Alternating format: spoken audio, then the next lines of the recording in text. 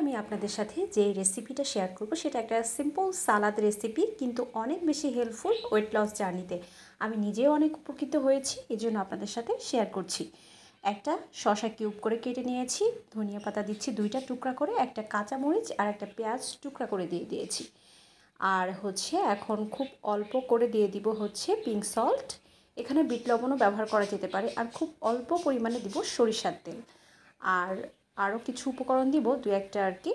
তারপরে আমি দিয়ে দিব এটা চীনা বাদাম, যে আমাদের দেশি বাদাম, সেই বাদামটাই ব্যবহার করছি। আর দিয়ে দিব 1 টেবিল চামচ পরিমাণ টক দই। তো এটা দিয়ে আমি এখন এটাকে ভালো করে মাখিয়ে নিব। তো আপনারা চাইলে কিন্তু আরও উপকরণ ব্যবহার করে এই হেলদি সালাদটা বানিয়ে নিতে পারেন।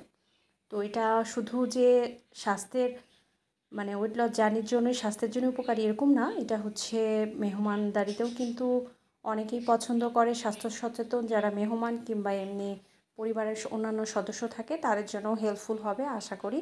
তো এরকম 1 বাটি সালাদ খেলে আপনার ভাতের ক্ষুধা চলে যাবে। তো আমি তার সাথে একটা সিদ্ধ ডিম নিয়েছি। তো একবেলার এরকম একটা খাবার হলে আর কি চাই।